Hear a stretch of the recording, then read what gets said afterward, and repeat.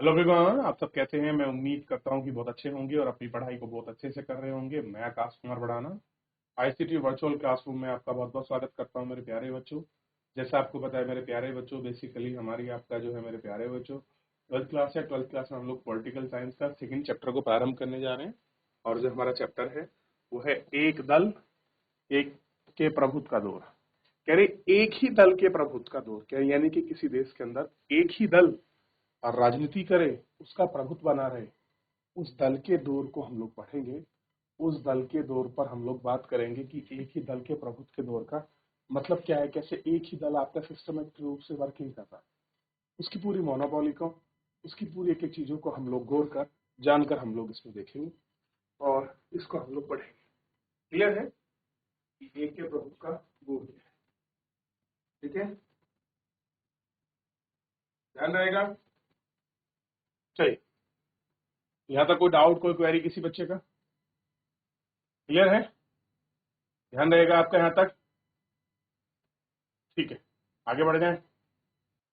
ठीक, आगे बढ़ते हैं और एक एक करके हम लोग इन सारी चीजों को देखते हैं। लोकतंत्र की स्थापना में चुनौती। अब आप डेमोक्रेसी को एस्टेब्लिश करेंगे तो कुछ ना कुछ चीजें ऐसी होंगी जो आपको प्रॉब्लम जो है वो क्रिएट करेंगी।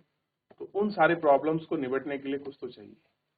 आपको अंदाजा लग चुका होगा कि स्वतंत्र भारत में का जन्म ठीक किन परिस्थितियों में हुआ।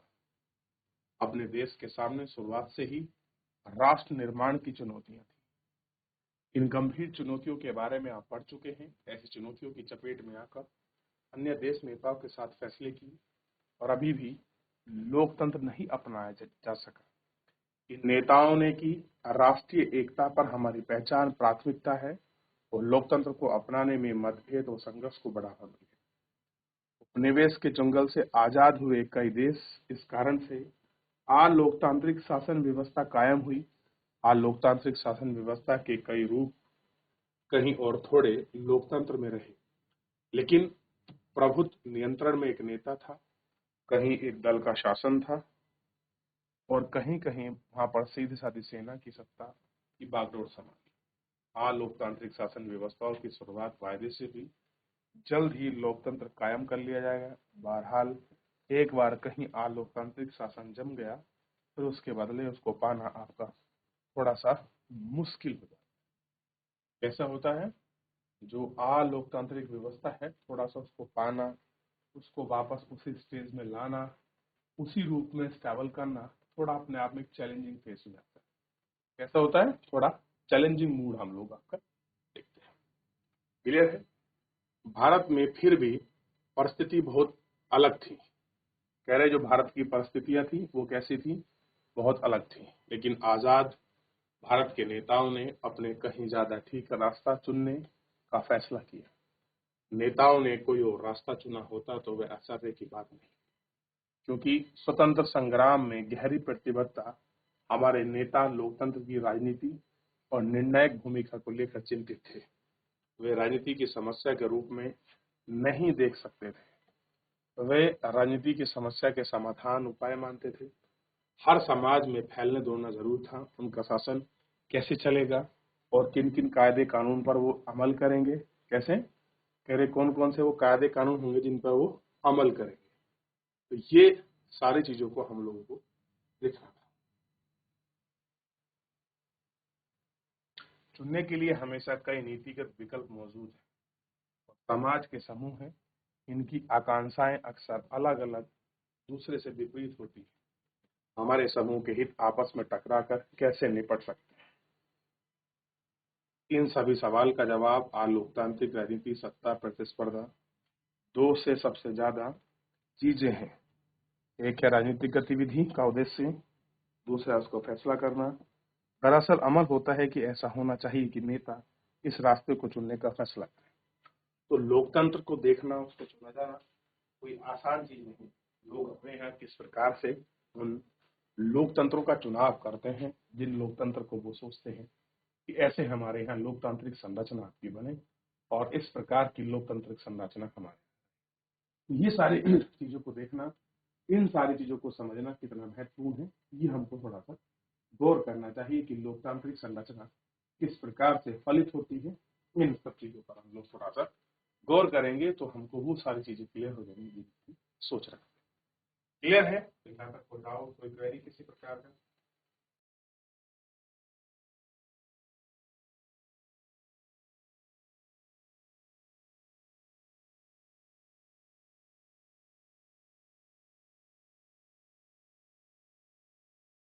हो गया? आगे बढ़े। पिछले साल आपको पढ़ाया गया था कि संविधान कैसे बना है। क्या पढ़ाया? संविधान कैसे बना है। और हमारा संविधान 26 नवंबर 1949 को अंकित किया गया। 24 जनवरी 1950 को हस्ताक्षर हुए और संविधान 26 जनवरी 1950 पर अमल किया गया। उस वक्त देश का अंतिम आपकी सरकार चली। ठीक, देश के शासन लोकतांत्रिक रूप से निर्वाचित सरकार द्वारा चलाए गए। संविधान नियम तय कर दिए गए कि इन नियमों के अमल करने जरूरी थे।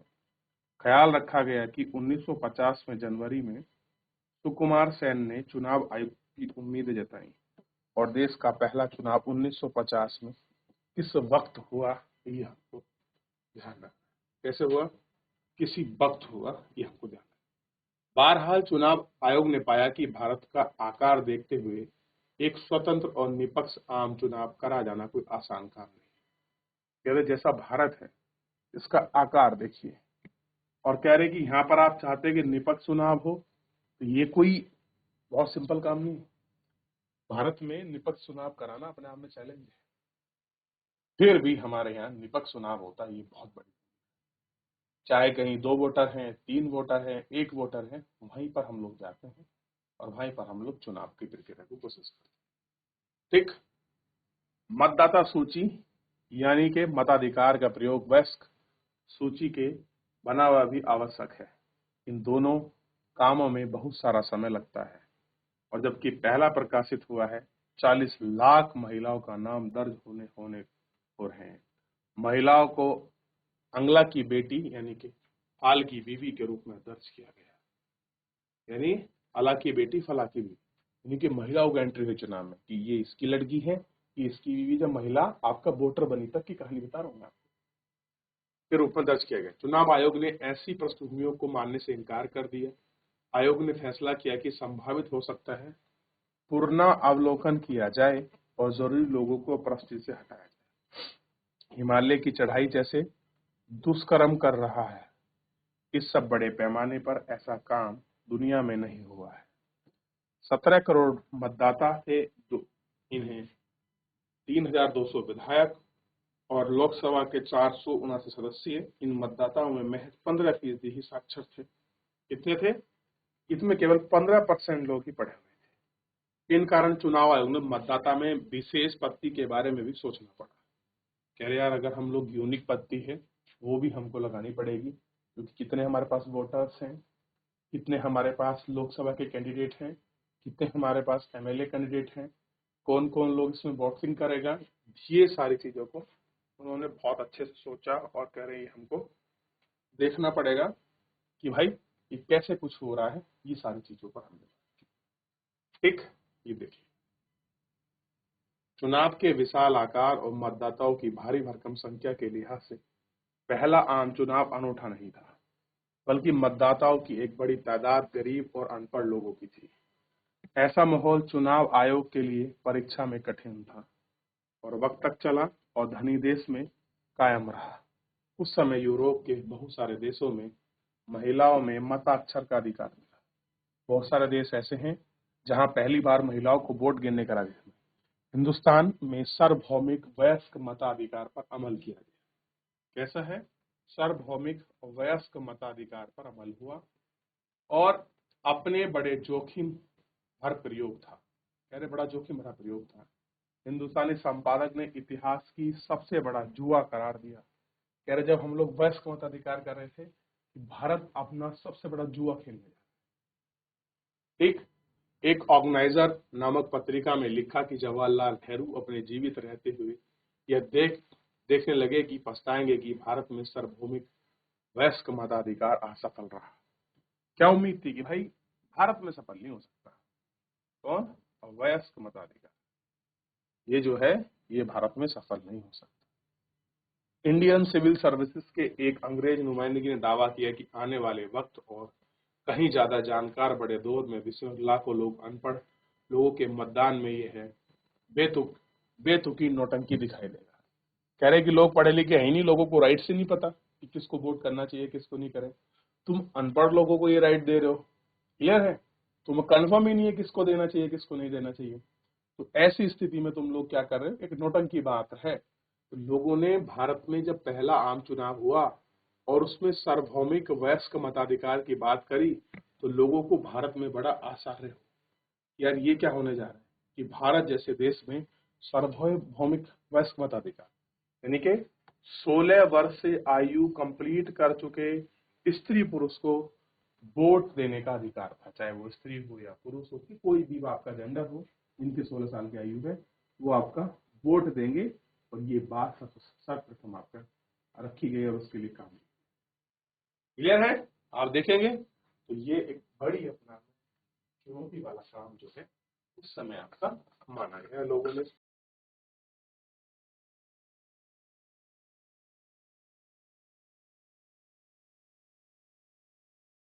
चलिए आगे बढ़ के देख रहे हैं, यहाँ तक कोई डाउट कोई क्वेरी किसी प्रकार का मेरे प्यारे बच्चों? चलिए आगे बढ़ जाए। भारत में चुनाव कराना कोई हंसी खेल नहीं था और एक थोड़ा सा हम कहानी पढ़ मतदाता के बदलने के तरीके। अब देखिए पहले चुनाव क्या था, ऐसी वोटिंग पेपर क्या होता था, आपका बैलेट शीट होती थी, जो व्यक्ति होता है यहाँ पर एक मोहर लगानी होती थी, जिस भी चुनाव का आप करेंगे, इसको चुनेंगे किसी को भी चुनेंगे, उसके आगे केवल एक ही व्यक्ति के आगे वो मोहर लगती थी। क्लियर है। अब क्या हुआ, देखिए मोहर, अब क्या हुआ इसकी जगह इलेक्ट्रॉनिक वोटिंग मशीन आ गई। क्या आ गई इसकी जगह आपकी इलेक्ट्रॉनिक वोटिंग मशीन है।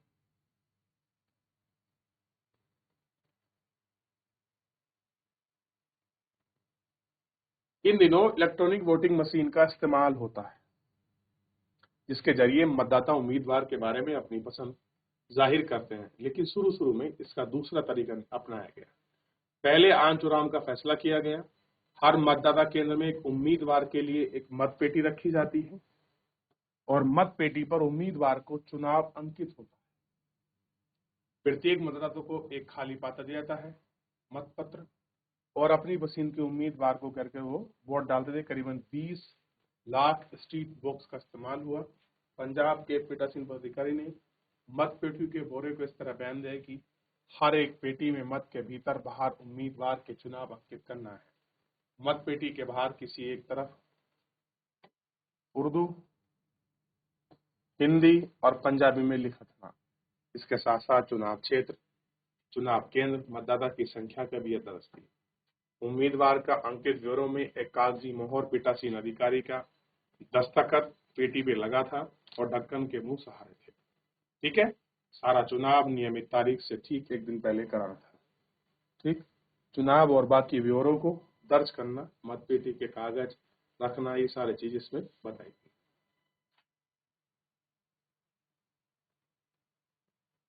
शुरुआती 2 चुनाव के बाद यह तरीका बदल गया। अब मत पत्र हर उम्मीदवार के नाम और उसके चुनाव पर अंकित किए जाने में मतदाता पत्र की अपनी पसंद के उम्मीदवार की मोहर लगानी हो।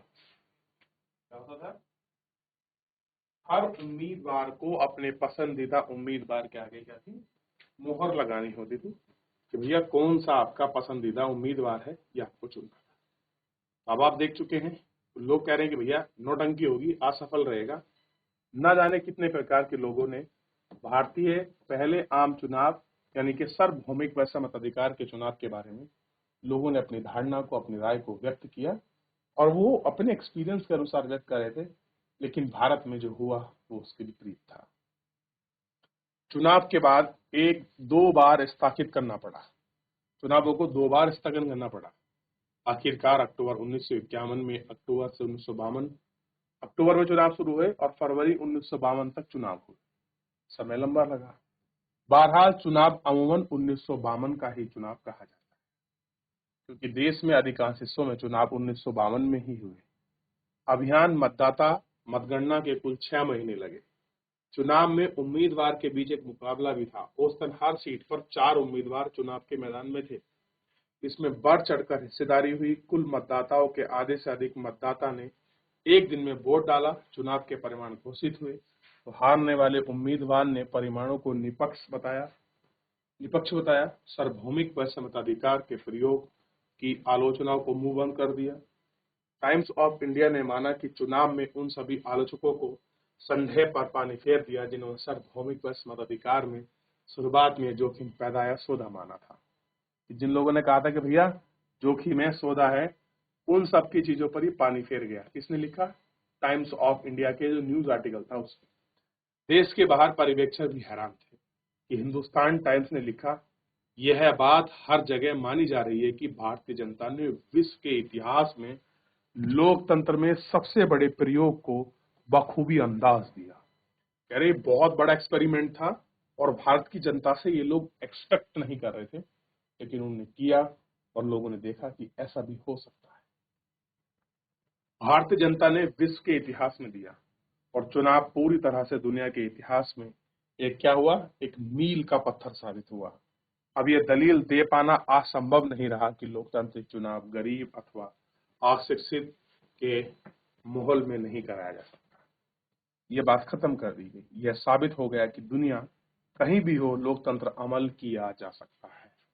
यानी कि हम डेमोक्रेसी को ला सकते हैं, बस उसको लाने वाले होने चाहिए। क्या कह रहे हैं? उसको लाने वाले हों, कोई फर्क नहीं पड़ता है कहां पर क्या कुछ है कि कैसा कुछ है। मेन ये है कि आप डेमोक्रेसी को कितना सपोर्ट करते हैं। पढ़ा लिखा होना एक अलग चीज है, लेकिन लोकतंत्र को चुनना एक अलग चीज है। और लोगों ने यह प्रूव करके दिखाया। भैया क्या है कि हम जिसको लाना चाहते हैं वो अलग है।